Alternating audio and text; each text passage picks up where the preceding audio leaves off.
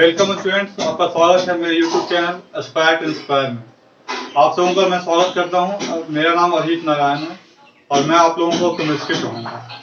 तो आज हम स्टार्ट करेंगे आपके बेसिक्स चैप्टर एटॉमिक स्ट्रक्चर से, जो कि आपके लिए बहुत इंपॉर्टेंट है। ये आपके फिजिकल में भी काम आएगा, आपके इनऑर्गेनिक में भी काम आएगा। तो सबसे जरूरी है इसको समझना, तो बड़े ध्यान से समझेंगे, आपको बहुत मजा आएगा। तो देखिए एटॉमिक स्ट्रक्चर।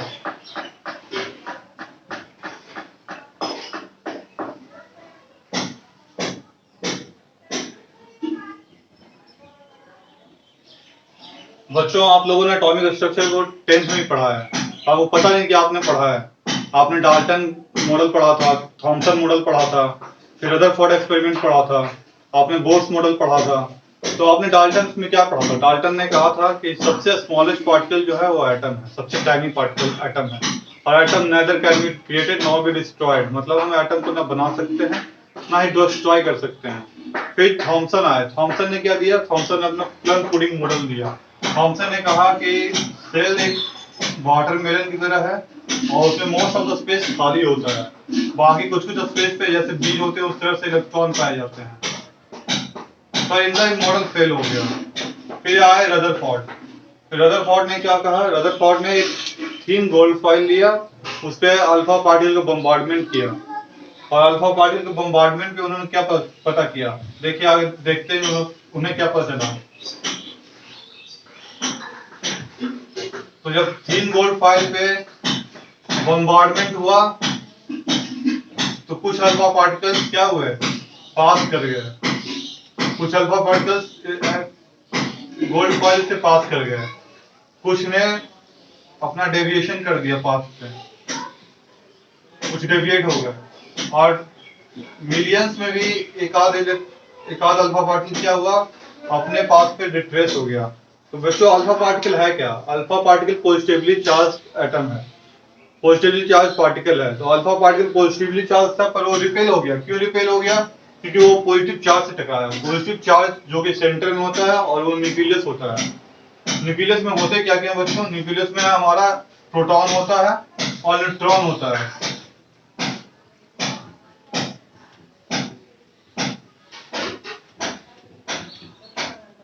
न्यूट्रॉन बच्चों न्यूट्रल होता है और प्रोटॉन पॉजिटिवली चार्ज होता है। अल्फा पार्टिकल भी पॉजिटिवली चार्ज थे और प्रोटॉन भी पॉजिटिवली चार्ज था। इसलिए क्या हुआ कि जब अल्फा पार्टिकल न्यूक्लियस से टकराया तो वो वापस रिपेल हो गया। तो ये था हमारा रदरफोर्ड का एक्सपेरिमेंट। इसके बाद बोर आए। बोर का कहना था कि कोई भी पार्टिकल साइमल्टेनियसली अपने मोमेंटम को कंजर्व और पोजीशन को कंजर्व नहीं कर सकता है। अगर पोजीशन को कंजर्व करता तो अपने मोमेंटम को लॉस करेगा, अगर मोमेंटम को लॉस करेगा तो घूमते घूमते वो एक दिन न्यूक्लियस में गिर जाएगा। बोर्स ने ये बताया। फिर बोर्स के बाद हमारा मॉडर्न कंसेप्ट आया और मॉडर्न कंसेप्ट को आज मैं समझाऊंगा आपको कि इलेक्ट्रॉन कहाँ रहते हैं, कैसे स्पिन करते हैं, उनका मोमेंटम कैसे निकाला जाता है। तो ये सब आज हम आपको एक्सप्लेन करेंगे। तो ये बच्चों हम स्टार्ट करते हैं सबसे पहले इस मॉडल से।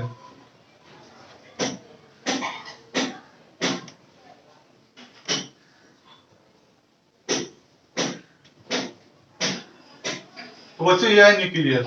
इसमें आप जानते हैं कि न्यूट्रॉन और प्रोटॉन पाया जाता है और ये है ऑर्बिट्स। इन ऑर्बिट्स में इलेक्ट्रॉन पाए जाते हैं जो कि कुछ स्पेसिफाइड स्पेस पे ही पाए जाते हैं, कुछ कुछ स्पेशल जगह होता है वहीं पाए जाते हैं, जिनको हम ऑर्बिटल्स बोलते हैं। और आगे समझाऊंगा कि ऑर्बिटल्स कैसे निकलते हैं, क्या फॉर्मूला है और कौन कौन से ऑर्बिटल्स होते हैं। तो बच्चों देखिए, आप लोग जानते हैं कि इन ऑर्बिट्स को हम डिनोट करते हैं के से, एल से, एम से, एन से और इसी तरह पी क्यू आर एस और भी होते हैं। आप लोगों ने ये 10th में पढ़ा था। अब आगे देखिए, आगे मैं आपको समझाऊंगा कि सब सेल क्या होता है, ऑर्बिटल्स क्या होता है, एंगुलर मोमेंटम क्या होता है, स्पिन क्या होता है। तो बच्चों इन चीजों को समझने के लिए आपको समझना होगा क्वांटम नंबर। तो हमारे पास 4 क्वांटम नंबर है। क्या बच्चों? Quantum number.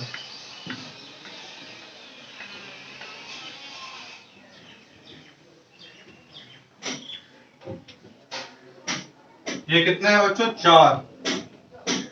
पहला क्वांटम नंबर हम बोलते हैं प्रिंसिपल क्वांटम नंबर को। फर्स्ट क्वांटम नंबर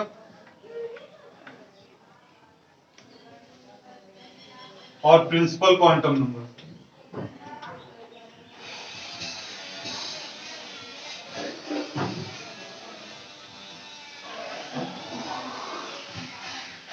दूसरा होता है सेकेंड क्वांटम नंबर और अजीमुथल क्वांटम नंबर।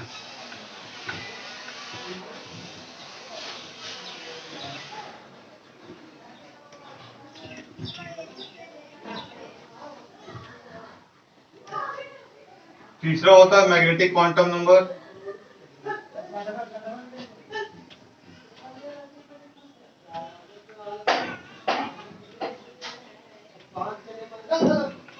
और चौथा होता है बच्चों स्पिन क्वांटम नंबर।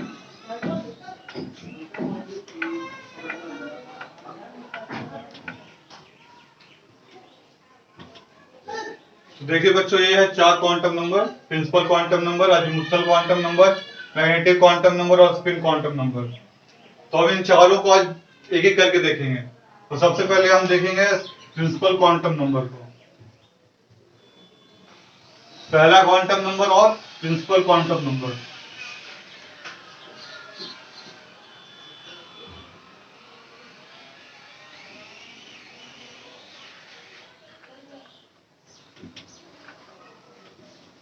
बच्चों इसको हम डिनोट करते हैं एन से। और ये बताता क्या बच्चों? ये बताता है नंबर ऑफ ऑर्बिटल और ऑर्बिट और सेल, कि किस नंबर का ऑर्बिट है और कौन सा सेल है।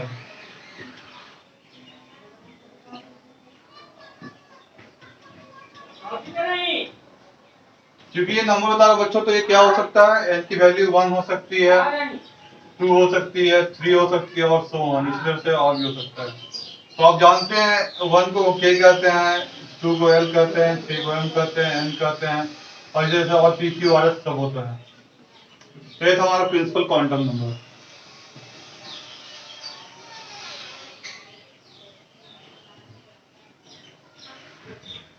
दूसरा होता है बच्चों अजीमुथल क्वांटम नंबर, और इसको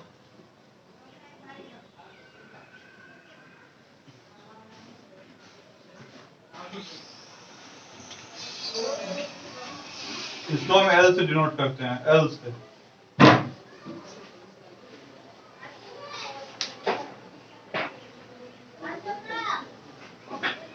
तो बच्चों में एंगुलर क्वांटम नंबर भी कहते हैं।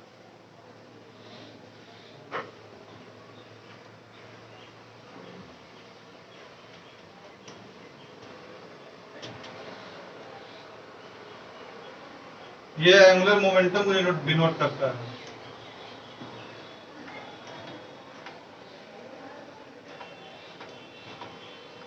और इसकी वैल्यू क्या होती है बच्चों? इसकी वैल्यू होती है 0 to n-1।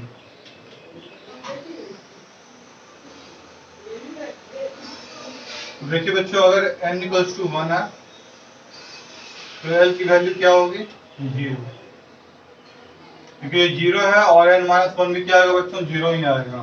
तो n के लिए l क्या होगा? 0 होगा। इसी तरह से अगर n इक्वल्स टू 2 लेते हैं बच्चों, तो l इक्वल्स टू क्या आएगा? 0 और 1। क्योंकि n-1 यहाँ पे क्या आ रहा है? 1 आ रहा है। तो यहाँ पे l की वैल्यू 2 आ गई।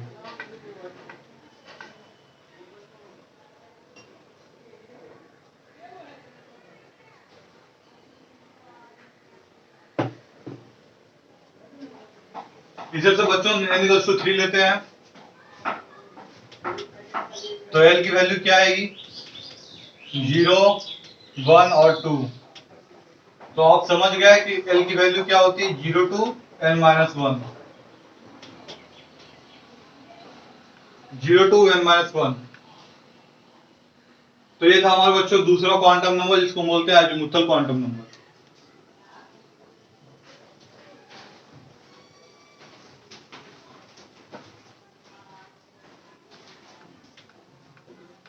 अब तीसरा क्वांटम नंबर है बच्चों, जिसको बोलते हैं मैग्नेटिक क्वांटम नंबर।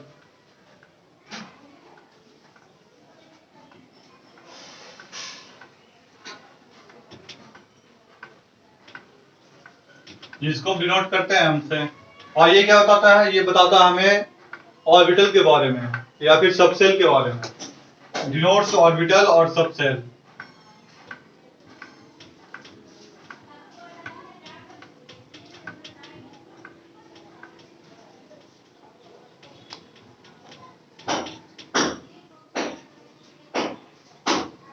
एम की वैल्यू क्या होती है बच्चों, एम की वैल्यू होती है -L टू +L। तो जैसे देखिए बच्चों, अगर हम n = 1 लेते हैं तो L क्या आएगा हमारा 0, तो m क्या आएगा यहाँ पे -0 तो होता नहीं है, तो सिर्फ 0 आएगा। -0 और +0 का कोई मतलब नहीं होता बच्चों, इसलिए L क्या आएगा, सिर्फ 0 आएगा। अब n = 2 लेते हैं, तो देखिए L की यहाँ पे दो वैल्यू आई थी, 0 और L = 1। तो L = 0 के लिए बच्चों m क्या हो गया, 0। और L = m के लिए m क्या हुआ वैल्यू इसकी, -1, 0 और +1। तो यहाँ पे m की 3 वैल्यू आई। बच्चों ये बताता है क्या है, ऑर्बिटल के बारे में या फिर सबसेल के बारे में। तो देखिए m = 0 अगर है तो ये 0 मतलब कुछ नहीं, यहाँ पे 0 का मतलब हो रहा है 1, क्योंकि ये वैल्यू है, तो ये बता रहा है कि m की एक वैल्यू है, वो वैल्यू 0 है। तो m की एक वैल्यू है मतलब यहाँ पे एक बक्सा बनेगा जिसमें इलेक्ट्रॉन पाए जाएंगे, यही है उसके ऑर्बिटल्स। तो यहाँ पे n = 2 देखा हमने, तो यहाँ पे भी m = 0 आ रहा है, तो यहाँ पे भी 1 होगा। और यहाँ पे m = 3 है, m = -1, 0 और 1, 3 वैल्यू है, तो यहाँ पे 3 ऑर्बिटल्स होने चाहिए।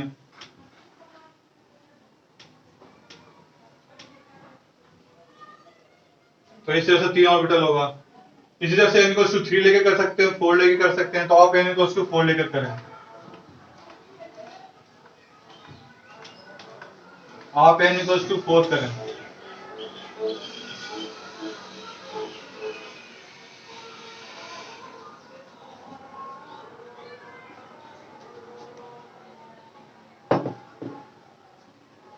आई होप आप लोगों ने सब लोग कर लिया होगा, मैं बताता हूँ आपको। तो क्या है बच्चों, n = 4 है, तो L क्या होगा यहाँ पे, L होगा 0 to n-1, मतलब L की क्या क्या वैल्यू आएगी, 0, 1, 2 और 3। इसके अलावा भी कुछ आएगा, अरे कहां से आएगा, देखिए n-1 था तो n कितना है, 4, 4 - 1 क्या हुआ, 3। तो L कहां तक लाई करेगा, 3 तक लाई करेगा। तो 0, 1, 2 और 3। अब m की वैल्यू निकालेंगे, तो 0 करस्पॉन्डिंग m क्या होगा, 0, मतलब एक सबसेल। फिर m L = 1 के करस्पॉन्डिंग m क्या आएगा, -1, 0 और 1, मतलब कितना बच्चों, 3 सबसेल। अब m = 2, L = 2 करस्पॉन्डिंग m क्या आएगा, -2, -1, 0, 1 और 2, मतलब क्या हुआ बच्चों, मतलब 5 सबसेल।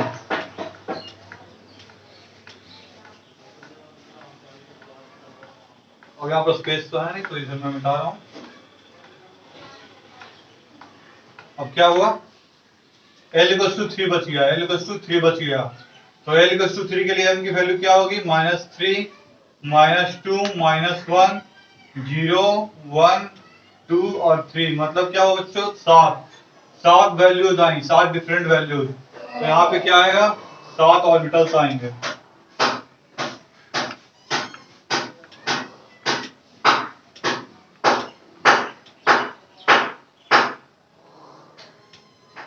सात ऑर्बिटल्स आएंगे। तो आप लोगों ने समझ लिया मैग्नेटिक क्वांटम नंबर को।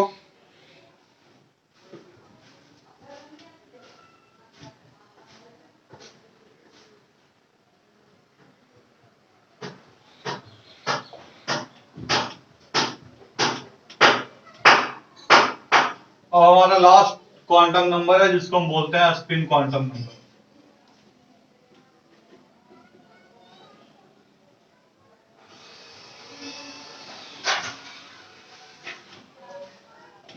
जिसको डिनोट करते हैं एस से। बच्चों स्पिन क्या होता है, स्पिन होता है रोटेशन, घूमना, घूमने को हम स्पिन करते हैं। तो किस तरह से घूमा जा सकता है, या तो एंटी क्लॉकवाइज या तो क्लॉकवाइज। तो हम दो तरह से घूमते हैं, क्लॉकवाइज या एंटी क्लॉकवाइज। तो इसलिए दो स्पिन पॉसिबल होता है। एक स्पिन को हम +12 से डिनोट करते हैं, तो दूसरा स्पिन क्या होगा बच्चों, -12 होगा। तो किसी को भी प्लस या माइनस ले सकते हैं, क्लॉकवाइज कोई प्लस ले सकते हैं या माइनस ले सकते हैं। वो आप पे डिपेंड करता है कि आप कौन सा कन्वेंशन फॉलो करते हैं। तो आप किसी को भी प्लस किसी को भी माइनस ले सकते हैं, पर अगर एक प्लस हुआ तो दूसरा माइनस होगा। तो ये था हमारा चौथा quantum number, spin quantum number. अब देखिए बच्चों, मैंने आपको एक चीज नहीं समझाई, वो था क्या कि एंगुलर अजीमुथल क्वांटम नंबर जो मैंने बताया आपको एल होता है, वो क्या डिनोट करता है, वो डिनोट करता है एंगुलर मोमेंटम को, और वो डिनोट करता है डिफरेंट टाइप्स ऑफ पोजीशंस जहां पे इलेक्ट्रॉन पाए जाते हैं। तो L इक्वल्स टू 0 डिनोट करता है बच्चों एस को, L इक्वल्स टू 1 डिनोट करता है P को, L इक्वल्स टू 2 क्या डिनोट करता है बच्चों, D को, और L इक्वल्स टू 3 डिनोट करता है F को, और सो ऑन, इसी तरह से और भी होते हैं। तो आपको यहीं तक सीखना है।